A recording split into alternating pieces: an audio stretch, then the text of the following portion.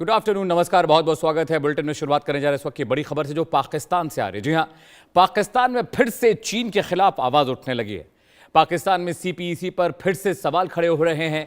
पाक के पूर्व एफबीआर प्रमुख जुबैर जैदी ने चीन मॉडल पर सीधा निशाना साधा है। दावा है कि सीपीईसी ने पाकिस्तान की अर्थव्यवस्था पर अब बोझ बढ़ा दिया है, जिसकी वजह से वहां पर बिजली महंगी है और कर्ज ने उद्योगों की कमर तोड़ दी, यानी कारोबार की कमर तोड़ दी है।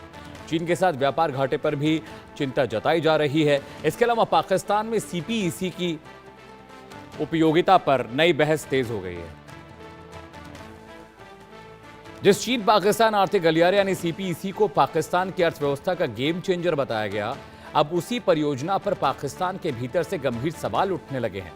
पाकिस्तान के पूर्व एफबीआर प्रमुख और जाने माने टैक्स विशेषज्ञ शब्बर जैदी ने दावा किया है कि सीपीईसी ने देश को आर्थिक मजबूती देने के बजाय भारी कर्ज, महंगी बिजली और बढ़ते व्यापार घाटे के जाल में फंसा दिया है। उनके मुताबिक चीन से लिए गए एक ऊर्जा परियोजना के कर्ज और उनसे जुड़े भुगतान का बोझ पाकिस्तान की इकोनॉमी पर लगातार बढ़ता जा रहा है। जदी का कहना है कि महंगी बिजली की वजह से उद्योग प्रतिस्पर्धा खो रहे हैं, उत्पादन प्रभावित हो रहा है और निर्यात बढ़ाने की कोशिशों को भी झटका लग रहा है। उन्होंने ये भी कहा कि चीन के साथ व्यापार संतुलन पूरी तरह से बिगड़ गया है। इस वक्त की बड़ी खबर आप बताएं, चाइना पाकिस्तान इकोनॉमिक कॉरिडोर को लेकर पाकिस्तान में भी आवाज उठने लगी है। पाकिस्तान में जो कारोबारी एक्सपर्ट्स हैं वो कह रहे हैं कि इस प्रोजेक्ट की वजह से पाकिस्तान पर कर्ज बढ़ गया है और अब चाइना ने जो कर्ज पाकिस्तान को दिया है उसकी वजह से मजबूरन इकोनॉमी खस्ता हाल होती जा रही है। और सबसे बड़ी दिक्कत यह है कि इकोनॉमी संभालने की कोशिश भले पाकिस्तान कर रहा है, लेकिन फॉरेन इन्वेस्टमेंट और फॉरेन रिजर्व के मोर्चे पर पाकिस्तान की हालत बहुत ख़राब है। चाइना ने सीपीईसी के लिए भारी भरकम कर्ज पाकिस्तान को दिया। अब सीपीईसी के कर्ज के बदले पाकिस्तान कितनी तरक्की, कितनी उन्नति कर रहा है, ये दुनिया जानती है। और एफबीआर प्रमुख जो शब्बीर जैदी ने चीनी मॉडल पर सवाल खड़े किए हैं। अजय जांडियाल ज़्यादा जानकारी के साथ जुड़ रहे हैं। अजय, सीपीईसी के बहाने चाइना ने पाकिस्तान को मोटा कर्ज दिया, लेकिन उस कर्ज का बहुत बड़ा हिस्सा पाकिस्तान की डेवलपमेंट के बजाय फिजूल चीज़ों में गया, चाहे वो आतंकवादी टेरर कैंप्स रहे हों, हथियार खरीदने की बात रही हो, पाकिस्तानी जो सेना है उनके जो बढ़ते खर्चे हैं, लंदन यूरोप में वो घूम रहे हैं, वहाँ पर इन्वेस्टमेंट्स कर रहे हैं, प्रॉपर्टीज़ खरीद रहे हैं। तो सीपीईसी का कर्ज लेकर पाकिस्तान फंस गया है, क्योंकि अब मजबूरी है। चाइना से तो बच नहीं पाएंगे आप अगर कर्ज नहीं चुकाएंगे तो। पाकिस्तान भली भांति और खासतौर के पाकिस्तान के जो जनरल्स हैं वो भली भांति इस चीज को जानते हैं। उन्हें पता है कि उनका सर्वाइवल जो है चाइना के साथ दुश्मनी लेकर या चाइना के बगैर नहीं है। उन्हें पता है कि जहां से पैसा आ सकता है उसे ले लीजिए और उसी से आगे बढ़ सकते हैं। और पॉलिटिशियंस जो हैं वो हमेशा पाकिस्तानी सेना के इशारे पर चलते रहे। वहां कभी डेमोक्रेसी जो है वो हुई ही नहीं।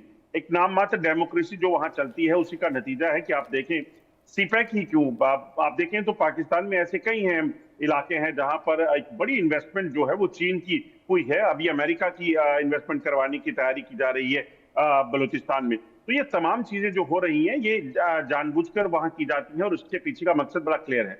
पाकिस्तान को एक चीज पता है कि पाकिस्तान पैसे कभी चुकाएगा नहीं।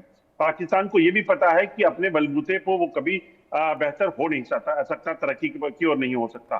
जो लोग वहां बैठे सत्ता में काबिज होते हैं, जो लोग सेना की मुखिया की कुर्सी पर या इंपॉर्टेंट चेयर्स पर बैठते हैं, वो इसमें फायदे लेते हैं, उसके बाद विदेशों में जाकर बस जाते हैं और पाकिस्तान वहीं का वहीं रह जाता है। बेशक जो विपक्ष में बैठे लोग जो हैं इस चीज को लेकर आवाज उठा रहे हैं, मगर जब वही विपक्ष की पार्टियां सत्ता में आती हैं, अब चाहे वो पुराने समय के आप देखें तो चाहे वो नवाज शरीफ रहे, चाहे वो बेनजीर भुट्टो रही, चाहे कोई भी रहा, तो जो भी लोग पावर में आए उन्होंने पावर कॉरिडोर में फायदा लिया और उसके बाद वो वहां से एक तरफ हो गए, अपने आप को सेट किया और उसके बाद चलते बने। यही चीज जो है पाकिस्तान में होती रही है और हो भी रहेगी।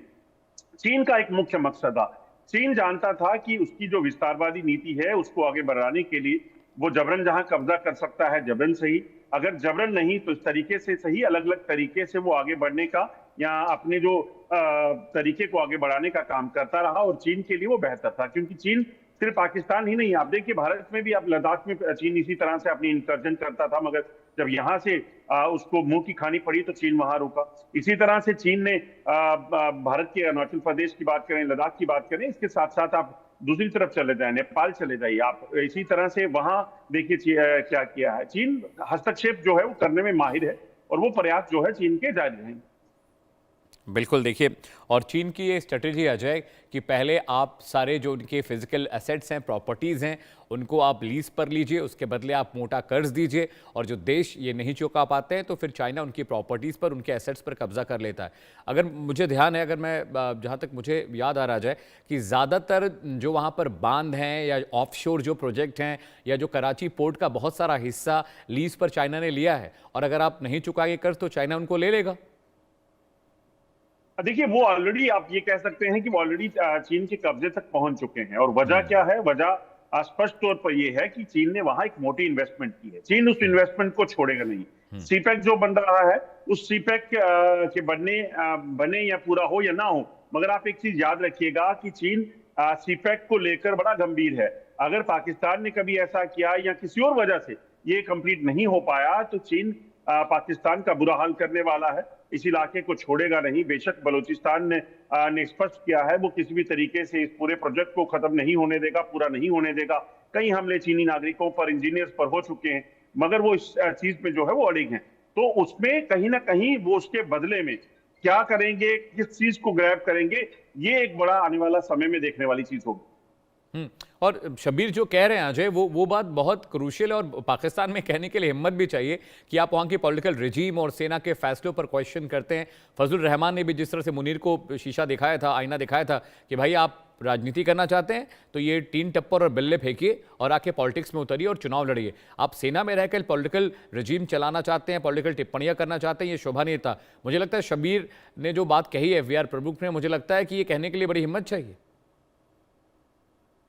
बिल्कुल आपने ठीक कहा। जिस तरीके से इस वक्त जिस तरीके के वहां के हालात हैं, उसमें यकीनन एक उसमें आप में दम चाहिए चीज कहने का। कह रहे हैं ये लोग और पाकिस्तानी सेना को एक्सपोज कर रहे हैं, सरकार को एक्सपोज कर रहे हैं। इस चीज को सराहना होगा, मगर ये कब तक कर पाते हैं और उसके बाद इनका क्या हश्र होता है, ये भी देखने वाली बात होगी। बिल्कुल, इस वक्त की बड़ी खबर हम बता रहे हैं, अजय जांडियाल मेरे सहयोगी जानकारी दे रहे हैं। FBR के चीफ शबीर ने ये बात कही है कि CPEC की वजह से, चाइना पाकिस्तान इकॉनमिक कॉरिडोर की वजह से पाकिस्तान की इकॉनमी पर बहुत असर पड़ रहा है, बहुत फ्रेजाइल वो इकॉनमी हो गई है। और ये बात हालांकि उन्होंने पहली बार नहीं कही, इससे पहले भी वो इकोनॉमिक पॉलिसीज़ पर पाकिस्तान के सवाल खड़े कर चुके हैं। सेना पे लगातार बेतहाशा जो बजट बढ़ रहा है उस पर वो बात कर चुके हैं। महंगी बिजली, महंगा फ्यूल, इन सब चीज़ों के लिए उन्होंने कहा कि पॉलिटिकल जो रजीम है पाकिस्तान की वो जिम्मेदार है, इकॉनमिक प्लानिंग ठीक से नहीं होती, आप ग्रे लिस्ट में लगातार हैं, आतंकवाद के मसले पर पाकिस्तान चुप्पी साधे रखता है। इन तमाम चीज़ों का खामियाजा उसे उठाना पड़ा। अजय, अभी इकॉनमी की जो इतनी खस्ता हालत है उसके बावजूद जो इंटेल्स मिलते हैं कि अभी भी टेरर फंडिंग में पाकिस्तान ने अपने हाथ को कसा नहीं है, टेरर फंडिंग लगातार जारी है, और उसी टेरर फंडिंग की बदौलत पाकिस्तान की इकॉनमी की ये हालत हुई है।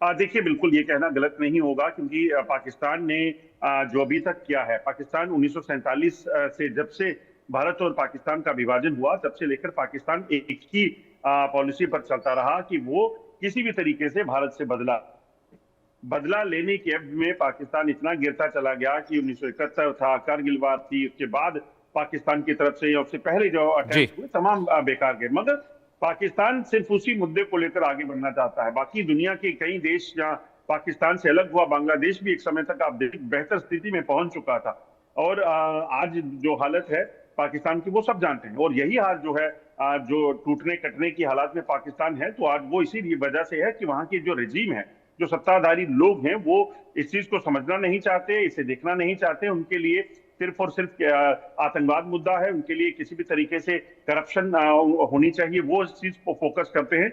देश की तरक्की, लोगों की बेहतरी, ये वहां कहीं मायने नहीं रखती है। और यही वजह है कि आप देखें बलूचिस्तान एक बड़ा खित्ता है जिसपे पाकिस्तान ने उस वक्त जबरन कब्जा किया, आज तक वो उससे अपने साथ नहीं मिला सके प्रॉपरली।